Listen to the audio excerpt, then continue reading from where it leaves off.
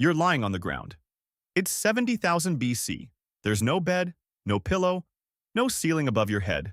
Just open sky, a dying fire, and somewhere out there in the dark, something is moving. You can't see it. You can't hear it clearly, but your body knows. Your heart is already faster. Your eyes are already open. And sleep? Sleep is the last thing on your mind. Now here's the question nobody ever asks.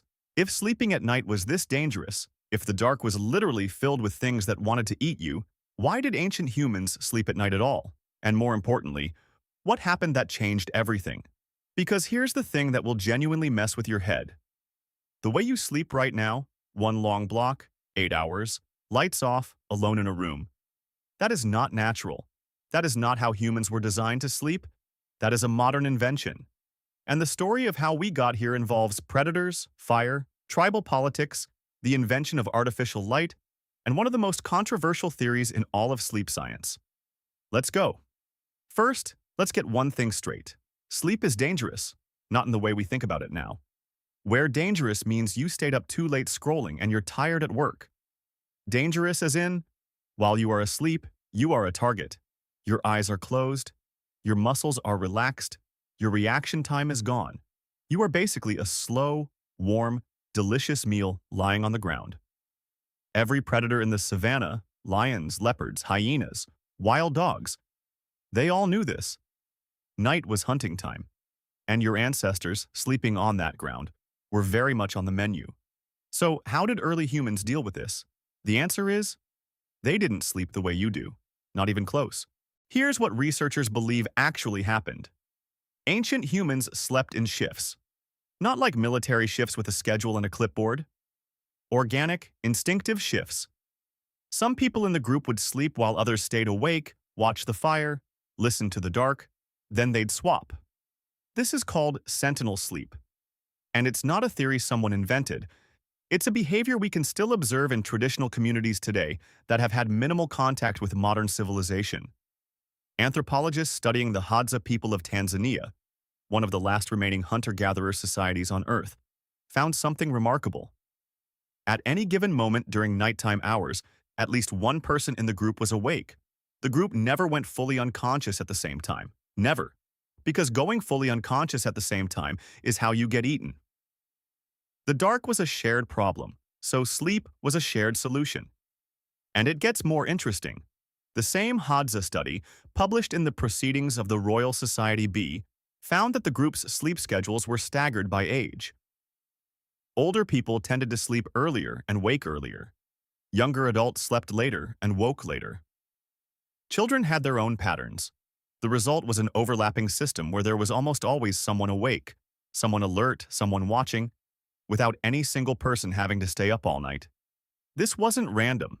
This was evolution building a biological alarm system directly into the human population structure. Your annoying grandparent who wakes up at 5 in the morning? That's an ancient survival feature. The teenager who can't fall asleep before midnight? Also an ancient survival feature. Both of them existing in the same household isn't a family problem. It's a 300,000-year-old predator defense system still running in the background. Now let's talk about fire, because fire changed everything about how humans slept. Before controlled fire, and we're talking roughly before 1 million years ago, early hominids were essentially the same as any other prey animal when the sun went down. They climbed trees. Some researchers believe Australopithecus and early Homo species slept in trees, just like chimpanzees and gorillas do today. High enough off the ground to be safe from most ground predators. Uncomfortable, cramped, but alive. Then fire happened. And fire wasn't just warmth. Fire was a psychological revolution. A fire meant light in the dark. A fire meant predators stayed back. A fire meant that the terrifying openness of the night became manageable for the first time in primate history. Researchers at the University of Utah analyzed sleeping data from modern hunter-gatherers and found that they tend to fall asleep shortly after sunset and wake before sunrise, sleeping around 6 to 8 hours total. But the quality of that sleep, the depth of that sleep, is dramatically different depending on whether there's fire present. Fire doesn't just keep you warm. Fire tells your nervous system it's okay to actually rest, which means fire didn't just change where humans slept. It changed how deeply they could sleep. It changed the structure of the sleep itself. But here is where the story gets truly strange. Even with fire, even with sentinel sleep, even with the group working together, nighttime was still dangerous. And so ancient humans developed something that modern sleep scientists are only now starting to understand. They slept in two parts, not one long block, two separate blocks of sleep with a period of wakefulness in between. This is called biphasic sleep, or sometimes segmented sleep. And for most of human history, we're talking tens of thousands of years, this was completely normal. You'd fall asleep around sunset, sleep for a few hours, wake up naturally around midnight or 1 in the morning, be awake for an hour or two, talk to whoever else was awake, think, tend the fire, then fall back asleep until sunrise. The historian Roger E. Kirch spent 16 years researching historical sleep patterns and found references to this two-part sleep structure in documents across multiple continents, multiple cultures, multiple centuries. Medieval European texts refer to first sleep and second sleep as completely ordinary concepts. Doctors from the 1500s recommended that couples try to conceive children during the waking period between the two sleeps, because that was considered the most natural time to be awake in the middle of the night. People weren't waking up at 2 a.m. and panicking. They were waking up and living. That middle-of-the-night wakefulness was a normal, expected, functional part of human existence for most of our species' history. So what happened? Why did we stop? The answer is artificial light, specifically, one moment in particular. In 1879, Thomas Edison demonstrated the first practical incandescent light bulb. And over the following decades, electric light spread across cities, then suburbs, then rural areas, until the darkness of night was essentially optional. And when darkness became optional, everything changed, because sleep is triggered by darkness. More specifically, sleep is triggered by melatonin, and melatonin is triggered by the absence of light. Your body starts producing melatonin when it gets dark. That melatonin makes you sleepy. You fall asleep. You sleep. You wake when light returns. That's the system. That's been the system for 300,000 years. And then, in the span of about 100 years, we flooded that entire system with artificial light from every direction, at every hour, and told everyone to just consolidate all their sleep into one block at night and show up ready to work in the morning. We compressed two sleeps into one. We eliminated the middle waking. We told everyone to sleep on the same schedule regardless of whether they were naturally a morning person or a night person. And then we started diagnosing people with insomnia when they woke up at 2 a.m., feeling perfectly fine but unable to get back to sleep, because their ancient biphasic system was trying to activate, and there was nowhere for it to go. Let that land for a second. A significant portion of what we now call insomnia may not be a sleep disorder at all. It may be a completely normal, evolutionarily ancient sleep pattern trying to express itself inside a modern world that has no room for it. The psychiatrist Thomas Wehr conducted a landmark experiment in the 1990s where he took a group of volunteers and removed artificial light from their evenings, giving them 14 hours of darkness every night for a month. Within just a few weeks, every single participant naturally shifted into biphasic sleep. They slept for a few hours, woke up for 1 to 2 hours of quiet, calm wakefulness, then slept again. Their melatonin levels during that middle waking period were unlike anything seen during normal modern waking. A distinctive hormonal profile that some researchers have compared to the neurochemical state of meditation. The middle of the night waking period, it turns out, may have been a naturally occurring window of calm, creative, reflective consciousness that modern life has completely erased. Now think about this through the lens of culture. In many ancient societies, the night was not feared the way it came to be feared in the modern age. Night was a time of story, of ritual, of spiritual practice. The Jew Huansi people of the Kalahari, another of the world's remaining hunter-gatherer societies, are documented as spending their night waking hours in conversation, in trance dancing, in community bonding. The firelight created a social space that the harsh daylight, full of work and survival tasks, didn't allow. Some anthropologists believe that the night waking period was actually when oral traditions were transmitted, when elders told stories, when the culture passed itself forward, when humans processed the events of the day through narrative and dream. The night was not empty. The night was full. It was only when we decided that night meant sleep and sleep meant a single, uninterrupted 8-hour block that all of that richness disappeared. Here's another thing that gets almost no attention. Ancient humans didn't sleep alone. The concept of sleeping by yourself in your own room with the door closed is, in evolutionary terms, bizarre. For most of human history, sleep was a communal activity. You slept with your family, your tribe, your people. Bodies together meant shared warmth. It meant the sentinel system could work. It meant that if something happened in the night, you were surrounded by people who could respond.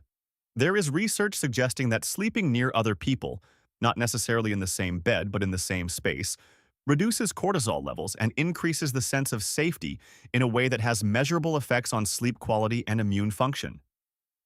Solo sleeping, which is now the norm in most Western cultures, is genuinely unusual from a species perspective. We built houses with separate bedrooms, then wondered why everyone felt vaguely anxious and disconnected. The bedroom door that feels like privacy may actually feel, to some older part of your brain, like isolation. And then there's the question of when ancient humans actually felt sleepy. Modern research has found that human alertness levels follow a natural dip pattern. There's a big sleep window at night, and then there's a second, smaller sleep window in the early afternoon, roughly 1 to 3 p.m., where alertness naturally drops and the body wants to rest. In many cultures across Southern Europe, Latin America, the Middle East, and parts of Asia, this afternoon rest is built into the daily structure. It's called a siesta, or a riposo, or a kailula. And for a long time, the dominant medical opinion was that the afternoon nap was a cultural habit, something people did because of hot climates or long lunch breaks. But research now suggests it's biological. NASA studies of long-haul pilots found that a 40-minute nap during that afternoon window improved performance by 34% and alertness by 100%. The body is not asking for coffee at 2 p.m. It's asking for what it's been asking for since before civilization existed: a brief, restorative rest in the middle of the day. So where does this leave us? Humans spent roughly 300,000 years sleeping in groups, around fires, in 2 segments, with natural waking periods in between, with some members always alert, with built-in afternoon rests. And then, in the last 200 years, a blink of evolutionary time. We redesigned the entire system. We added artificial light. We added alarm clocks. We added the 8-hour workday. We added caffeine to override the afternoon sleep window. We added separate bedrooms to eliminate the communal sleep. We compressed, consolidated, and scheduled something that was never meant to be compressed, consolidated, or scheduled. And the results are everywhere. The American Sleep Association estimates that 50 to 70 million adults in the United States alone have some form of sleep disorder. Global sleep deprivation is now considered a public health epidemic. Cognitive performance, emotional regulation, immune function, metabolic health. Every single one of these is downstream of sleep quality. And yet we treat poor sleep as a personal failure, a discipline problem, a stress problem, a "you should try chamomile tea" problem, rather than what it actually might be.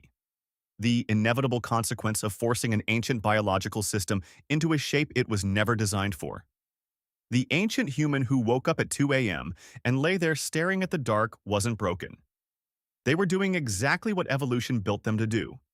They were in the waking window. They were tending the fire, metaphorically or literally. They were the sentinel. They were the one making sure the group survived the night. The fact that we now call that experience insomnia and treat it as a malfunction says less about the humans and more about the world we've built around them. And maybe the most unsettling thing of all is this: we don't actually know what we lost when we stopped sleeping that way. We don't know what those quiet, middle-of-the-night hours produced in terms of thought, creativity, connection, and meaning. We don't know what stories were told around those fires. We don't know what was figured out, what was healed, what was understood in those strange, calm hours between first sleep and second sleep. We just stopped doing it, and we called it progress. So the next time you wake up at 2 a.m. and can't get back to sleep, don't reach for your phone. Don't panic. Don't start calculating how many hours you have left before the alarm. Just lie there and know that somewhere in the wiring of your brain, an ancient human is doing exactly what they were built to do: watching the dark, keeping the fire alive, waiting for the sun. If you made it this far, You already know you're the kind of person who finds this stuff genuinely fascinating. So hit that subscribe button, because next time we're going somewhere even stranger, and I'll see you there.